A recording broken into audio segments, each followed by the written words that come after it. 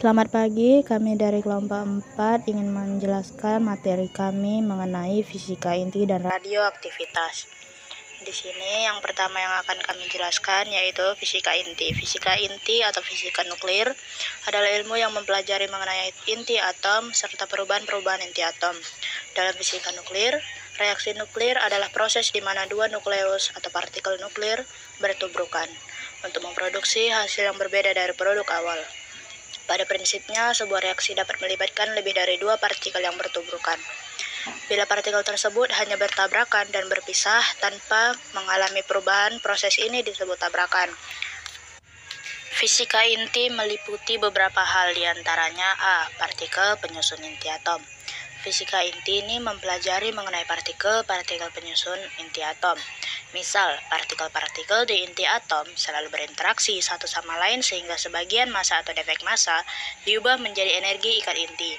Selain itu, elektron-elektron yang mengelilingi inti atom dapat menyerap dan memancarkan energi tergantung kondisi yang ingin dicapai elektron tersebut, di mana keberadaan tingkat energi di dalam atom dapat diketahui melalui spektrum garis yang dipancarkan suatu atom.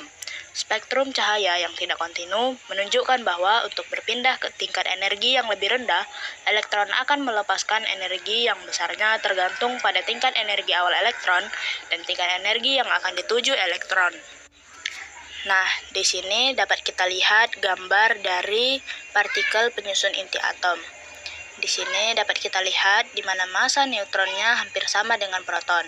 Hanya saja, massa neutron lebih besar sedikit dibandingkan massa proton. Ukuran inti atom berkisar pada 10⁻⁻15 mili, sehingga massa partikelnya sangat kecil.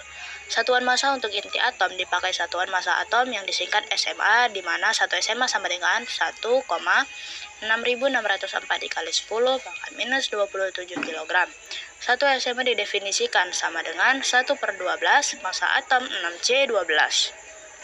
Nah, inti atom dilambangkan dengan ZX pangkat A, di mana X itu menyatakan nama inti atom, Z menyatakan nomor atom, dan A menyatakan nomor massa atom. Misal, inti atom karbon memiliki nomor atom 6 dan nomor massa 12, maka lambang atom karbon dituliskan 6C12.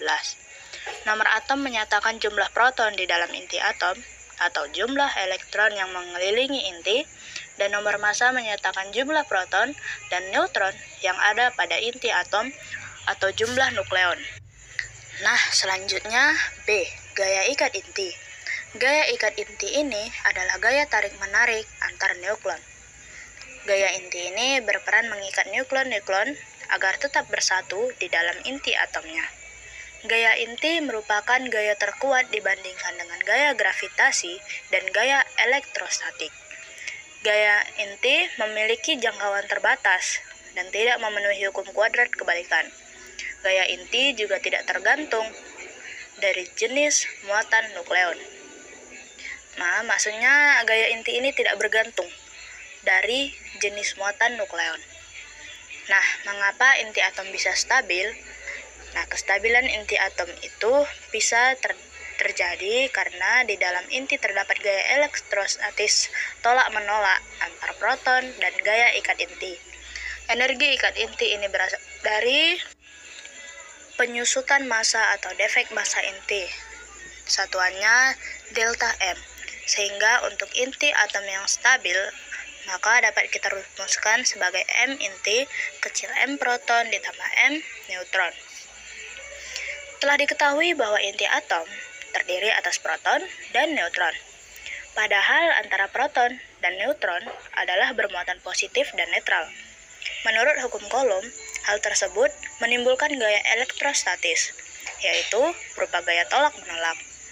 Akan tetapi, mengapa proton-proton tersebut dapat menyatu di dalam inti atom? Sebenarnya dalam inti atom terdapat interaksi gaya gravitasi dan elektrostatis. Akan tetapi gaya gravitasi dapat diabaikan terhadap gaya elektrostatis. Jadi, pasti ada gaya lain yang menyebabkan proton-proton dalam inti atom dapat menyatu. Gaya yang menyebabkan nukleon bisa bersatu di dalam inti atom disebut gaya ikat inti. Gaya gravitasi menyebabkan gaya tarik-menarik antar massa nukleon yaitu proton dengan proton, proton dengan neutron, atau neutron dengan neutron.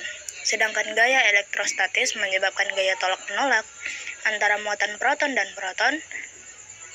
Gaya ikat inti lebih besar dibandingkan gaya gravitasi dan gaya elektrostatis. Gaya ikat inti bekerja antara proton dengan proton, proton dengan neutron, atau neutron dengan neutron. Gaya ikat inti bekerja pada jarak yang sangat dekat, sampai dengan jarak pada diameter inti atom, yaitu 10⁻⁻15 mili. Nah, gaya inti atom ini lebih besar dibandingkan gaya elektromagnet, gravitasi, dan gaya lain yang disebut juga strong force. Jangkauan dari gaya inti atom sangat pendek, yaitu 10⁻⁻15 mili, sama dengan 1 fm. Itu penambahan nukleon, kerapatan inti tidak berubah, dan energi ikat per nukleonnya tetap. Nah, gaya inti atom ini tidak tergantung jenis nukleon gaya inti dari neutron dengan proton sama dengan neutron dengan neutron sama dengan proton dengan proton. Selang waktu hadirnya energi dapat dirumuskan dengan delta T sama dengan H per mc kuadrat. Jarak tempuh yang dicapai partikel X-nya pun sama dengan C dikali delta T. Energi diam yang diperlukan partikel mc kuadrat sama dengan 200 MeV atau jangkauan 1 fm. Nah, di sini kita masuk contoh soal. Contoh soalnya, keberadaan tingkat energi di dalam atom dapat ditunjukkan secara langsung dengan mengamati bahwa, nah di sini penyelesaiannya, yaitu kita dapat mengetahuinya dengan mengamati keberadaan tingkat energi di dalam atom yang melalui spektrum garis yang dipancarkan suatu atom. Spektrum cahaya yang tidak kontinu menunjukkan bahwa untuk berpindah ke tingkat energi yang lebih rendah, elektron akan melepas energi yang besarnya tergantung pada tingkat energi awal elektron dan tingkat energi yang akan dituju oleh elektron. Selanjutnya, kita masuk ke bagian C, yaitu stabilitas inti. Inti menempati bagian yang sangat kecil dari volume suatu atom, tetapi mengandung sebagian besar massa dari atom karena baik proton maupun neutron ada di dalamnya. Dalam mengkaji stabilitas inti atom, ada baiknya kita mengetahui tentang kerapatannya, agar kita bisa menyadari betapa rapatnya semua partikel itu dikemas. Nah, contohnya kita gunakan perhitungan. Kita asumsikan bahwa suatu inti mempunyai jari-jari 5 dikali 10 pangkat 1 pm pada massa 1 dikali 10 pangkat min gravitasi. Angka-angka ini kira-kira sama dengan inti atom yang mengandung 30 proton dan 30 neutron. Kerapatan yang sangat tinggi dari inti membuat kita ingin tahu apa yang membuat partikel-partikel tersebut begitu rapat. Faktor utama yang menentukan suatu inti stabil atau tidak ialah perbandingan neutron terhadap proton, atau N per Pi. Atom stabil dari unsur yang mempunyai nomor atom rendah. Nah, nilai N per Pi mendekati 1. Meningkatnya nomor atom ini, perbandingan neutron terhadap proton dari inti stabil menjadi lebih besar dari 1. Penyimpangan pada nomor-nomor atom yang lebih tinggi ini muncul karena dibutuhkan lebih banyak neutron untuk melawan kuatnya tolak-menolak pada proton dengan proton dan menstabilkan inti. Kestabilan inti tidak dapat diramalkan, namun ada beberapa aturan yang berguna. Kestabilan inti tidak dapat diramalkan, namun ada beberapa aturan yang berguna dalam memprediksi stabilitas inti. Yang pertama, inti yang mengandung 2,8,20,50,82 atau 126 proton atau neutron biasanya lebih stabil dibandingkan inti yang jumlah proton atau neutronnya bukan inti. Contohnya, ada 10 isotop stabil timah atau S2 dengan nomor atom 50 dan hanya 2 isotop stabil antimoninya atau SB dengan nomor atom 51. bilangan 2,8,20,50,82 dan 126 dinamakan bilangan ajaib. Pengaruh bilangan ini untuk stabilitas inti sama dengan banyaknya elektron untuk gas mulia yang sangat stabil, yaitu 2,10,18,36,54 dan 86 elektron. Kedua, inti dengan bilangan genap proton dan neutron biasanya lebih stabil dibandingkan apabila keduanya memiliki bilangan yang genap. 3. Pemancaran partikel B mengakibatkan peningkatan jumlah proton dalam inti dan inti sekaligus menurunkan jumlah neutron. Beberapa contohnya yaitu C, K, N+, Ca+, Nb+, dan masih banyak lagi. Nah, di bawah pita stabilitas ini, inti mempunyai perbandingan neutron terhadap proton lebih rendah dibandingkan pita, atau untuk menjumlah proton yang sama. Untuk meningkatkan perbandingan ini, dan dengan demikian bergerak naik ke arah pita stabilitas. Inti ini bisa memancarkan positron, yaitu N+B, P, atau bisa juga mengalami penangkapan elektron. Contoh pemancaran positron ialah gas, lis, K, Ar tambah B.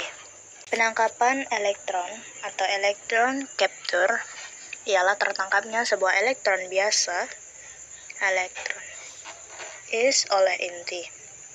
Elektron yang ditangkap bergabung dengan proton membentuk neutron sehingga nomor atom menurun sebanyak 1, sementara nomor masanya tetap. Proses ini mempunyai efek bersih yang sama dengan pemancaran positron, Ar ditambah E, Cl, Fe plus, E, Mn. Nah, kita lanjut ke materi selanjutnya yaitu D, energi ikat inti. Hubungan antara massa inti atom dengan energi ikat inti dapat dijelaskan dengan teori yang dikemukakan oleh Albert Einstein, yang menyatakan hubungan antara massa dan energi yang dinyatakan dalam persamaan E sama dengan mc kuadrat berubah menjadi energi dan C adalah cepat lambat gelombang cahaya. Dari hasil pengukuran massa inti atom selalu lebih kecil dari jumlah massa nukleon pada inti atom tersebut. Penyusunan pengurangan massa ini disebut efek massa. Besarnya penyusutan massa inti akan berubah menjadi energi ikat inti yang menyebabkan nukleon dapat bersatu dalam inti atom. Besarnya energi ikat inti dapat diketahui jika besarnya defek massa inti diketahui. Besarnya defek massa dinyatakan dengan selisih jumlah massa seluruh nukleon atau massa proton dan neutron. Dengan massa inti yang terbentuk dapat dinyatakan dalam persamaan delta M atau defek massa sama dengan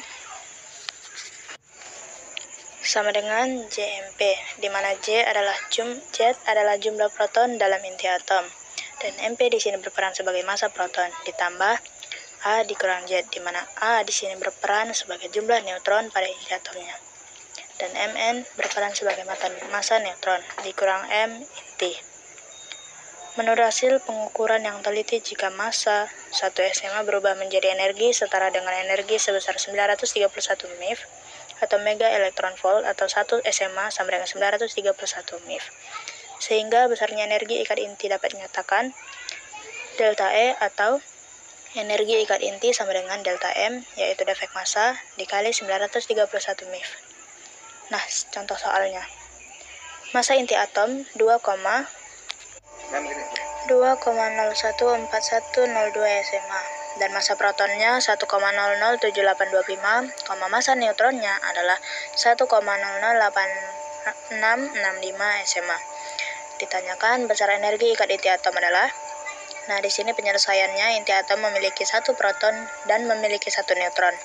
Energi ikat intinya adalah jumlah massa proton dan jumlah massa neutron dikurangi massa inti dikali dengan energi per 1 SMA, yaitu 931 MeV. E sama dengan 1,007825 ditambah 1,008665.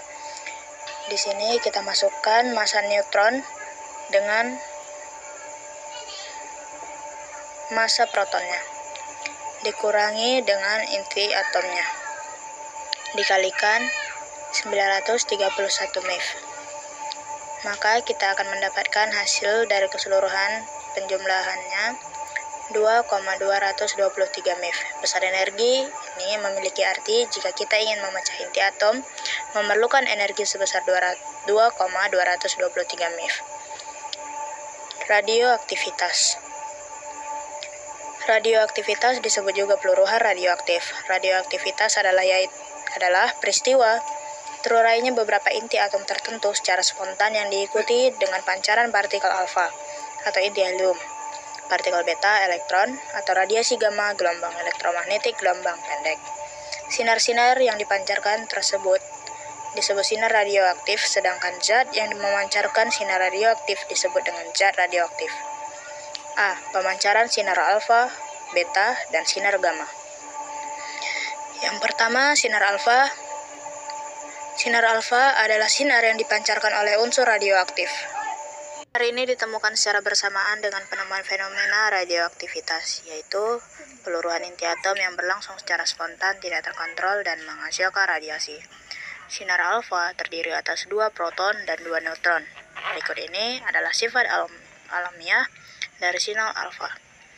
Sinar alfa merupakan inti helium.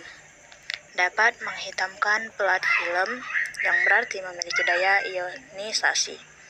Daya ionisasi sinar alfa paling kuat daripada sinar beta dan gamma. Mempunyai daya tembus paling lemah di antara ketiga sinar radioaktif. Dapat dibelokkan oleh medan listrik maupun medan magnet. Dan mempunyai jangkauan beberapa sentimeter di udara dan 10 Zen-mm di dalam logam. Sinar beta merupakan elektron berenergi tinggi yang berasal dari inti atom. Berikut ini beberapa sifat alamiah sinar beta. Sifatnya yang pertama yaitu mempunyai daya ionisasi yang lebih kecil dari sinar alfa, mempunyai daya tembus yang lebih besar daripada sinar alfa, dan bisa dibelokkan oleh medan listrik maupun medan magnet. Yang ketiga, sinar gamma. Sinar gamma adalah radiasi gelombang elektromagnetik yang terpancar dari inti atom dengan energi yang sangat tinggi yang tidak memiliki massa maupun muatan. Sinar gamma ikut terpancar ketika sebuah inti memancarkan sinar alfa dan sinar beta. Peluruhan sinar gamma tidak menyebabkan perubahan nomor atom maupun massa atom. Sinar gamma memiliki beberapa sifat alamiah sebagai berikut. Yang pertama, sinar gamma tidak memiliki jangkauan maksimal di udara, di mana semakin jauh dari sumber, intensitasnya makin kecil. Yang kedua, mempunyai daya ionisasi paling lemah. Ketiga, mempunyai daya tembus paling besar. Selanjutnya, tidak dapat membelok dalam medan listrik maupun medan magnet. B. Detektor radioaktif. Satu pencacah Geyer-Müller. Merupakan alat yang digunakan mendeteksi dan mengukur semua tipe radiasi baik alfa, beta, dan gamma. Alat ini terdiri dari 2 bagian yaitu tabung pencacah dan sumber tegangan. 2. Detektor sintilasi menggunakan dasar efek sintilasi atau kelipan atau intensitas sinar yang menumbuk fosfor. Apabila bahan sintilatar dikenai suatu radiasi nuklir, untuk radiasi alfa biasanya dipakai bahan JNS, Ag, CSL, Tr, dan untuk radiasi beta adalah jenis plastik organik atau antarsin. Sedangkan untuk gamma digunakan NaL, juga plastik. Ketiga, detektor isi gas atau gas field detector. Konsep detektor terdiri dari sebuah tabung berdinding logam sebagai katode yang diisi gas dan mempunyai kawat di tengahnya sebagai anode. 4. Detektor kamar ionisasi. Detektor kamar ionisasi beroperasi pada tegangan paling rendah. Jumlah elektron yang terkumpul di anoda sama dengan jumlah yang dihasilkan oleh ionisasi primer. Dalam kamar ionisasi ini tidak terjadi pelipatan ganda atau multiplikasi jumlah ion oleh ionisasi sekunder. Dalam daerah ini dimungkinkan untuk membedakan antara radiasi yang berbeda ionisasi spesifikasinya, misalnya antara partikel alfa, beta, dan gamma. Kelemahannya di sini yaitu arus yang ditimbulkan sangat kecil, kira-kira 10-12 ampere, sehingga memerlukan penguat arus yang sangat besar. Dan sensitivitas alat baca yang tinggi. Kelima, detektor zat padat. Berdasarkan daya hantarnya, bahan dibagi menjadi konduktor, semikonduktor, dan isolator. Pada kristal, elektron berada pada tingkat-tingkat energi yang sangat berdekatan sehingga menyerupai pita energi. Pita menghantar, pita valensi, E sama dengan 1 E VE besar 1 E V. Pita tenaga, konduktor, yaitu A, semikonduktor B, dan isolator C. Materi selanjutnya C. Peluruhan radioaktif. Peluruhan merupakan peristiwa pancaran sinar radioaktif dari inti atom agar inti atom radioaktif stabil. Peluruhan radioaktif atau disebut juga peluruhan nuklir atau radioaktivitas adalah proses pemecahan inti atom yang tidak stabil sehingga terjadi kehilangan energi berubah massa dalam diam dengan memancarkan radiasi. Nah, peluruhan sinar alfa. Suatu inti yang tidak stabil dapat meluruh menjadi inti yang lebih ringan dengan memancarkan partikel alfa atau inti atom helium. Pada peluruhan alfa terjadi pembebasan energi. Energi yang dibebaskan akan menjadi energi kinetik. Partikel alfa dan inti anak. Inti anak memiliki energi ikat per nukleon yang lebih tinggi dibandingkan induknya.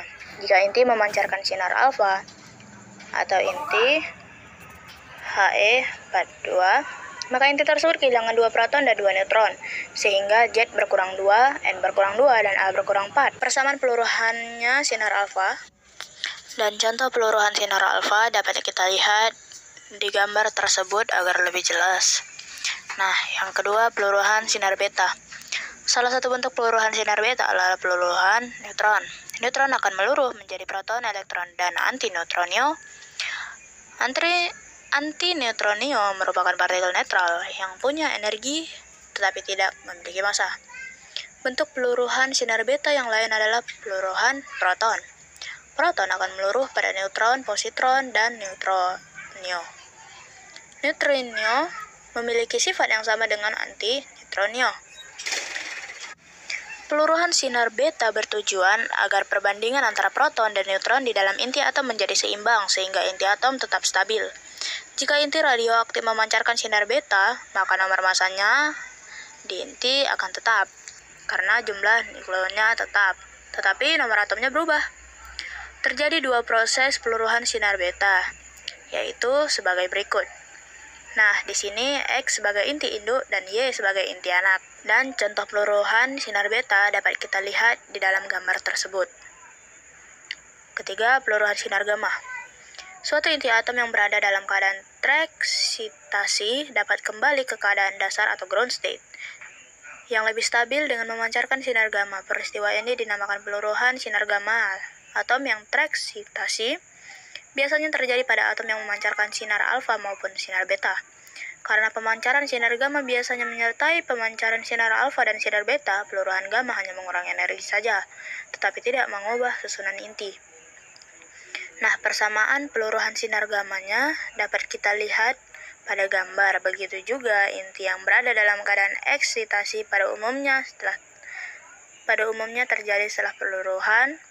Nah, di sini ada contohnya juga di dalam gambar, di mana A massa radioaktifnya dan B keaktifan radioaktifnya. Di sini A-nya NT sama dengan NO di dalam kurung setengah pangkat N. Begitu seterusnya sampai dengan keaktifan radioaktif. Nah, selanjutnya reaksi inti. Reaksi inti merupakan peristiwa perubahan suatu inti atom sehingga berubah menjadi inti atom lain dengan disertai munculnya energi yang sangat besar. Agar terjadi reaksi inti diperlukan partikel lain untuk menggoyahkan kesetimbangan inti atom sehingga kesetimbangan inti terganggu. Akibatnya, inti akan terpecah menjadi 2 inti yang baru. Partikel yang digunakan untuk mengganggu kesetimbangan inti yaitu partikel proton atau neutron, di mana proton dan neutron yang berenergi ditembakkan pada inti target, sehingga setelah reaksi terjadi akan terbentuk inti atom yang baru, disertai terbentuknya partikel yang baru. Inti target dapat merupakan inti atom yang stabil, sehingga setelah terjadi reaksi menyebabkan inti atom menjadi inti yang tidak stabil, yang kemudian disebut isotop radioaktif. Jadi, Reaksi inti dapat juga bertujuan untuk mendapatkan isotop radioaktif yang berasal dari inti stabil. Hukum kekekalan reaksi inti. 1. Kekekalan muatan. Dalam tiap tipe reaksi inti, muatan total sebelum reaksi adalah sama dengan muatan total sesudah reaksi. Karena muatan inti ditentukan oleh proton atau dinyatakan oleh nomor atom Z, maka hukum kekekalan ini dapat dipresentasikan secara matematis sebagai Z1 ditambah Z2 sama dengan Z3 ditambah Z4. Dengan Z1 dan Z2 adalah muatan yang dimiliki inti-inti sebelum reaksi. Sedangkan Z3 dan Z4 adalah muatan-muatan inti sesudahnya. Di sini perlu kita ingat bahwa Z1 dan Z2 adalah muatan yang dimiliki inti-inti sebelum reaksi, sedangkan Z3 dan Z4 adalah muatan-muatan inti sesudahnya. Nah, nomor 2, kekekalan nomor massa. Berdasarkan hukum ini, jumlah nukleon sebelum dan sesudah tumbukan haruslah sama. Dalam rumusan matematis dapat dituliskan A1 ditambah A2 sama dengan A3 ditambah A4. Ketiga, kekekalan energi. Energi dalam suatu reaksi inti pada umumnya ataupun peluruhan radioaktif adalah kekal. Energi kinetik bisa dilepaskan atau dalam reaksi eksotermik, dan bisa juga harus diasup agar reaksi bisa terjadi atau pada reaksi endotermik. 4. Kekekalan momentum linear. Hukum kekekalan momentum linear menyatakan bahwa momentum linear sebelum suatu reaksi inti sama dengan momentum sesudahnya. Contohnya, jika inti yang meluruh awalnya diam, maka momentum total semua partikel hasil peluruhannya haruslah 0. Atau PY ditambah PY sama dengan 0. Kelima, kekekalan momentum sudut total. Momentum sudut total Z sebelum reaksi adalah jumlah vektor momentum angular spin atau I dan momentum angular orbital atau L. Dalam setiap reaksi inti, momentum angular total ini adalah kekal, yaitu sama saat sebelum dan sesudah reaksi inti. Keenam, kekekalan paritas. Paritas total sebelum reaksi inti harus sama dengan paritas total sesudah reaksi tersebut. Ketujuh, kekekalan statistik kuantum. Di perkuliahan fisika modern Anda telah mempelajari 3 macam hukum distribusi statistika dalam fisika. Yang pertama, distribusi Maxwell-Boltzmann, distribusi Bose-Einstein, dan distribusi Fermi-Dirac. Statistika Maxwell-Boltzmann diterapkan untuk partikel-partikel identik yang dapat dibedakan dengan suatu cara tertentu. Statistika Bose-Einstein untuk partikel yang tidak terbedakan, dan sedangkan statistika Fermi-Dirac berlaku untuk partikel tak terbedakan tapi diatur oleh prinsip eksklusi. Contoh reaksi inti. Inti N714 ditembak dengan proton menghasilkan inti C611 dan partikel alfa dapat dituliskan N714 ditambah P menjadi C611 ditambah A atau N14 7 dalam kurung P, A kali C 6/11. B. Reaksi fisi. Reaksi fisi yaitu reaksi pembelahan inti atom berat menjadi 2 inti atom lain yang lebih ringan dengan disertai timbul energi yang sangat besar. Misal, inti atom uranium 235 ditembak dengan neutron sehingga terbelah menjadi inti atom Xe 235 dan Sr 94 disertai timbulnya 2 neutron yang memiliki energi tinggi. Reaksinya dapat dituliskan sebagai berikut. Nah, dalam reaksi fisi yang terjadi akan dihasilkan energi kira-kira sebesar 234 MeV. Dalam reaksi fisi ini timbul energi baru yang berenergi tinggi. Neutron dengan neutron yang timbul akan menumbuk inti atom berat yang lain, sehingga akan menimbulkan reaksi fisi yang lain. Energi yang timbul dari reaksi fisi yang terkendali dapat dimanfaatkannya untuk kehidupan manusia. Reaksi fisi terkendali yaitu reaksi fisi yang terjadi dalam reaktor nuklir atau reaktor atom, di mana dalam reaktor nuklir neutron yang terbentuk ditangkap dan tingkat energinya diturunkan, sehingga reaksi fisi dapat dikendalikan. Berikut gambarnya. C. Reaksi fusi. Reaksi fusi yaitu reaksi penggabungan dua inti atom ringan menjadi inti atom lain yang lebih berat, dengan melepaskan energi. Misal, penggabungan neutron dengan neutron menghasilkan triton. Misalnya, penggabungan deuteron dengan deuteron menghasilkan triton dan proton. Dilepaskan energi sebesar kira-kira 4,03 MeV. Penggabungan deuteron dengan deuteron menghasilkan inti He3 dan neutron dengan melepaskan energi sebesar 3,3 MeV. Penggabungan triton dengan triton menghasilkan inti He4 dengan melepaskan energi sebesar 17,6 MeV yang reaksi fusinya dapat dituliskan sebagai berikut. Contoh soal. Perhatikan reaksi fusi berikut ini. 1H pangkat 1 ditambah 1H pangkat 2 menjadi 1H pangkat 3 ditambah 1H pangkat 1 ditambah energi.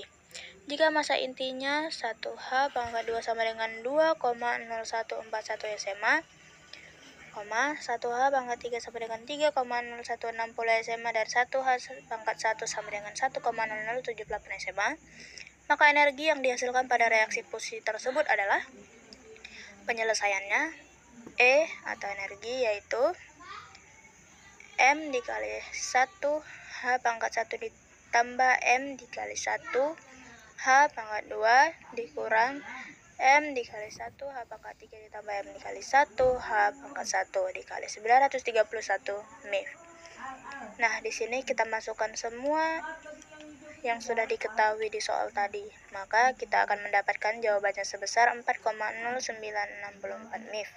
Radioisotop di bidang kedokteran, yaitu sebagai terapi proses penyembuhan kanker, mendeteksi kerusakan pada kelenjar gondok, hati, dan otak, menghasilkan energi listrik dari alat pacu pada jantung, mendeteksi kerusakan jantung, mendeteksi adanya gangguan peredaran darah, mendeteksi penyakit paru-paru, penyakit mata, tumor, dan hati, mempelajari pembentukan sel darah merah, mendeteksi kerusakan limpa, kerusakan pankreas, kerusakan tulang dan paru-paru, memeriksa kerusakan getah bening, mendeteksi diabetes dan anemia, membunuh sel-sel kanker.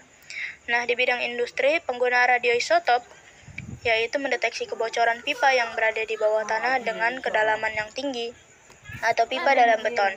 Dengan menggunakan radioisotop ini dimasukkan ke dalam aliran air yang mengalir pada pipa yang mengalami kebocoran.